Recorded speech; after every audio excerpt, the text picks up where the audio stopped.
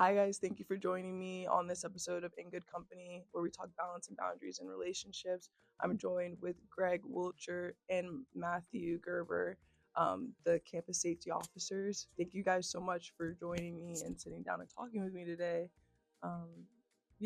Let's just get into a conversation where the topic's healthy relationships. When you think of a healthy relationship in general, what comes to mind? All of them, all the relationships, any kind that you can think of, friends, romantic, family, family that isn't family. Right. There's so many different types of relationships. I mean, there's dozens and dozens, and each one has its own value. Thank you. Very true. I'm going to piggyback on that. There are many types of relationships. It can be relationship with your coworkers in the office, relationship with the students on campus, the staff, former teammates, former friends, and so I have some very close friendships that I consider some of those people brothers and sisters, and some of them I tell them I love them. So it can be, like you said, various types of relationship, not necessarily romantic. Right. And on that similar topic, speaking of a professional relationship, both of you guys have been at the University of Portland for a handful of years. Greg, you've been for 5. Matthew, you've been here for 13, going on 14, 15. What would you say keeps you guys here and keeps you invested in this relationship? Students, it's a pretty cool age group to be around, and there's a difference between the responsibility I have when I'm at work to the students and the response. It's not the same as being a parent. I mean, I may get to behave like that from time to time, but they're not my kids. I don't worry about them the same way as they're my kids. But at the same time, I do, and everything here has always been about the kids. It's the reason I stayed and the reason I came back. And I also have to agree, the students are what keeps me here. It's a relationship building. It's the connection with the student athletes. It's a beautiful place to come to work. I kind of joke with the Portland police that this is Paradise Island. Please leave the troubles on the other side of Willamette. But it's a very pleasant, it's a beautiful campus. And one of the biggest honors I've had is when a student, after they've been through the system for 4 years, and they look at you and say, "Big G, I'd really like to see you. If you could come to my graduation." And it's just it chokes me up, and it's emotional, and it's an honor. So yeah, 100% the students is the number one reason. Yeah, that's great. I'm glad that you both said that. It acknowledged the safety that the university has. I feel like I'm a woman and I feel very comfortable walking at night on and off campus in the neighborhood. I see the car drive by my street sometimes. Um, and so thank you for providing that safety on campus. I guess on that similar note, you are a resource that students should know about. I think it gets advertised everywhere. But I guess what would you say to possibly an incoming freshman or someone that isn't really familiar with campus safety? And yeah, are you 24 hours? Is there a hotline you can use? Should you just come into the office? So as a resource, first of all, we are a 24-hour, 7 days a week, 365 days a year. We are here, and so the student can always call. They can always talk to a real person.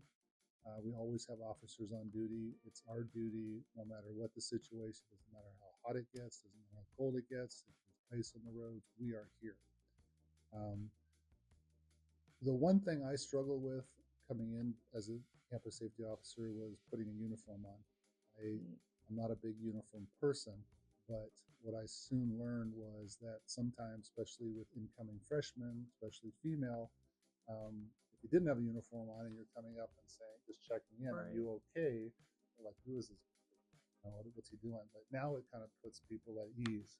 And the one thing that I remember when I was first talking with someone about being a campus safety officer was We don't want a hardcore officer type. What we're looking for is ambassadors. And what I mean by that is Matthew and I have gotten to know the students, and the students feel comfortable coming up to us. And we do everything as simple as opening doors for students who left their keys in the room. We've been known to jumpstart cars. We counsel kids sometimes. We The other one that's tough is sometimes people see us walking with uniform and they're like, oh, we're in trouble. And what we are trying to do is to try to guide these young students and people through their problems. If you need to learn, you're going to fall occasionally. And what our job is to sometimes do is to prop these young people up and help them learn from maybe some of their challenges. And so I'm going to let Matthew take over from there. It's a process of trying to make sure the best that we are capable of, that when these students are done after 4 years, they're ready to be grown-ups. This is the last shot, the last respite before the majority of their life takes over. And the uniform is not representative of us. I mean, he's right. It's more of an ambassador thing rather than an officer thing.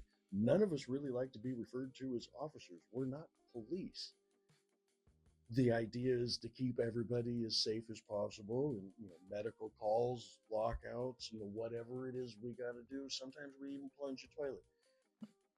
Incoming freshmen, there is a lot of, not necessarily stigma, but there's that first vision of somebody from campus safety, and you see that uniform, and all it looks like is a police officer. And there's, sometimes there's baggage that goes with that, but that's not us. That's none of us have aspirations of that's what we want to do. That's not what this job is. This job is to make sure that you guys spend 4 years here as happy as can be, and when you're done, you are as prepared as possible for the remainder of your lives. Thank you guys both for saying that. And like the word of ambassador, even in general, that changes the context completely. And I think it's really important that students know that you guys have this really special and unique role on campus, and that we hear that from our professors all the time. Like, we're getting you ready for the future and critical thinking and whatnot, but also, making smart decisions can come from people like the campus ambassadors, and the uniform. It does add a little bit of professionalism where we can distinguish you guys from other roles on campus. But there definitely, like you said, there is a little bit of a stigma. What we're here today is to break that stigma and show, like, these are people. We're all people, end of the day. These don't define us. Right. Or what we do. Yeah. That's great. Thank you. I love that. Speaking of, I feel like we should get into more of your personal life. You guys are both fathers. I believe you're a grandfather, well, of 4. Yeah, that's awesome. Can you guys both maybe speak on, I don't know, that relationship, how that relationship, father to child kind of has evolved, even as you guys have like settled into this role as well? Yeah. Well, first of all, I feel very blessed. I do have 4 children, and one of the biggest satisfactions as a father was the fact that all 4 of them graduated from college, 2 of them with masters, and a lot of it was because of athletics, getting into colleges and stuff like that. Mm-hmm. They're the ones that completed it, put the work in. 2 of those children now have their own children. My kids are kind of spread out around the world, but I think the relationship with my own children and my grandchildren has really helped me in this role on campus. I mean, obviously, I can identify with challenges as a young person, be it relationships, be it our problems, challenges with workload as far as classes and things of that nature. So I think my own personal life has helped me. The other thing personally that's helped, I think, with this particular campus is I have played professional basketball in foreign countries, so I've lived in different cultures. I've interacted with people, and it's helped me understand maybe a person that's come from Europe or whatever and what they have to deal with over here in America. I do not have grandkids because I am so much younger than Greg. I don't have grandkids yet. I've only got 2 daughters. I have a very extended family, so I live with my parents and my oldest daughter and her husband, and my youngest daughter periodically as she floats through the house. So whether it was dealing with, my kids, both my kids went to school here. Well, my youngest one graduated here. My oldest one, this place paid for her to go to a different college. So I never really, once I reached that point in my life where I was dealing with college kids in that age, I just never really stopped. Now every time I look at a student here at school, all I see are my kids. And that's how I try to relate to them. I'm not your dad. I'm not your parent. I'm not going to pretend to be, but I'm going to talk to you like I'm your parent. And it was just a super easy transition because I just never really stopped being that way. Yeah. I still get to be bossy a little bit now, just not with my kids. Yeah, it's like us now. Yeah. Yeah. Greg, you mentioned that you played professional sports. It's not a small feat either. You were an Olympian, selected 43rd overall in the 1984 draft by the Chicago Bulls. Mind you, in the same draft class as Michael Jordan. You played in Europe for 12 seasons, very, very successful. You represented Canada's national team in the FIBA. You competed in the 1984 Los Angeles Olympics. What can you say about that? First of all, to reach that level of competitiveness, you can't just be. You have to get along with someone at some point. You have to be a great teammate, be a great student, essentially, be a great athlete, but a student, to your coach and whatnot. What can you say about like relationships and how that has made you successful, getting to each level and building those connections and building those relationships, how that aided you and made you even more successful?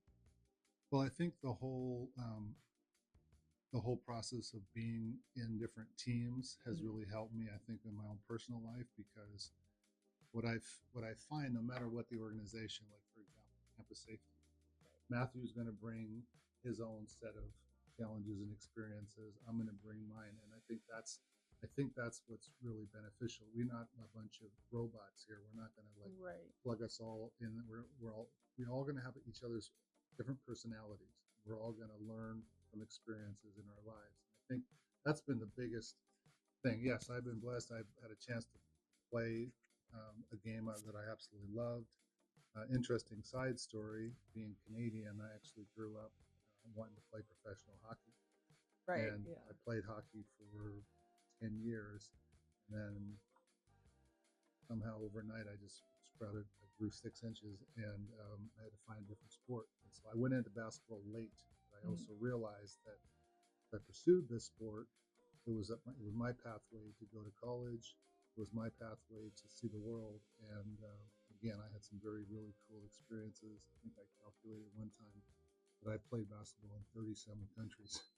Wow. And not played in those countries, but I've played exhibition games and bounced around all over South America, Europe, Russia back in the day, Yugoslavia before the war. So I've had some really cool experiences. And now I'm living vicariously through my son, who's playing in Italy, doing exactly the same thing I did back in the day. Yeah. Congratulations to him. Congratulations to you as well. Matthew, you mentioned in your, I asked them to complete a brief bio about who they are and whatnot, but Matthew, you mentioned that UP is like home to you. And I feel like that kind of shows, I don't know, the equilibrium of the relationship that you've built here in the students. I guess what has been your favorite memory at UP and like with the student, or maybe it was a faculty member. Yeah. That is so hard to pin down in 25 years. Yeah. Because even the years I was gone, You were still thinking about it? well, so my wife works here. Mm-hmm. My youngest daughter works here. So there has been somebody in my family for the past almost 25 years now has been at the university. I started here when I was 32. Yeah. Wow. I learned how to be a grown-up here. I mean, at 32, I still hadn't found myself. I was still a 26-year-old that was just out of control. I just happened to have, a job and some money, so I could just spread the chaos a whole lot better. Yeah. But this is where I learned to be a grown-up. Yeah. And I still learn from here every day, even though that is not its intended purpose. But I still learn every day, and I still love coming every day. Yeah. I think that's really amazing and nice to hear. I feel like kind of similar it's kind of similar, not really, but being a senior and looking back at my freshman year and just like where I'm at now, just thinking, wow, one, UP helped me grow to become a grown up. But also that like desire to want to come back. Like when I was in my freshman year, I was like, I don't know why alumni come back and do these things, but it's an amazing 4 or 5 years in your life. Yeah. That you either end up with those super awesome memories, freshman year and sophomore year, or you end up with a little more lethargic attitude. But we want to see you leave, and we want alumni to be able to bug you for years. Yeah. It's just you got to go happy, and this being a major, it's just a major part of your life at this time. Yeah, for sure. And we get to be a little part of it. Yeah. I had one thing. So one thing, I don't have the family ties, and that's the fact that he went to school here. But the thing that I love about this place is I've felt that they kind of pull you in and they treat you like family. It's a smaller school. They just do stuff that kind of just shocks you sometimes. We talked about my athletic career, and 2 years ago I was inducted into the Canadian basketball. They did this big send-off for me at the Pilot House. The basketball team showed up, the president showed up, and I was like, wow, I was moved. I was like, I didn't go to school here. I didn't play basketball for you all, but you're sending me off and you're making me feel really special right now. That was really cool. And like Matthew says, I enjoy coming here.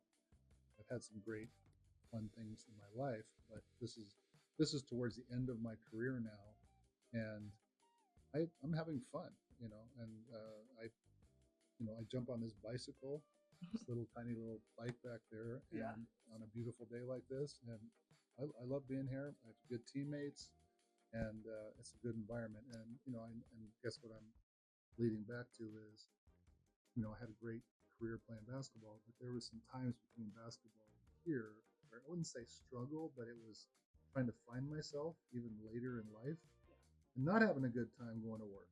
And here I am at the end of my career going, hey, this is fun. I don't mind getting up and coming here. This is pretty cool. Yeah. I think that's important, like, especially for young people, finding your passion. Yeah, it's going to be a grind sometimes going to class, but find something that's in there that's burning and well set. Makes you want to get up in the morning. Yeah, that's amazing. I guess to kind of close, what advice would you give to maybe a student that's deciding where to go right now and they're considering the University of Portland? And kind of just building off what you guys have already said about the kind of community and environment that allows you to create these meaningful relationships that makes you think about it for years to come. This isn't a big school. Yeah. I mean, it's not a big school by a long shot. Yeah. We're an itty bit in the world of colleges. But that has its pluses when it comes to the students. Because even though you don't all know each other, you do. I mean, you may not know this kid, but you've seen him, and you've seen him a ton, and maybe even shares a class. So there's not a semester that goes by or a year goes by where the students don't get to interact with the vast majority of all the other students. You don't get that at a lot of colleges where, you've got 40, 50, 60 kids in an auditorium style class. That isn't how it works here. You get a lot more one-on-one. You get a lot more not special care, not special treatment, but you get a lot more attention than you might get at that bigger school. And hopefully that's between that and the campus and where it is and how nice it is. Hopefully that's a draw. Mm-hmm. That you get a smaller campus, a whole lot less people, more of that I'm at home kind of feeling. That save the off into the big world for as long as you can, and keep it at home as long as you can.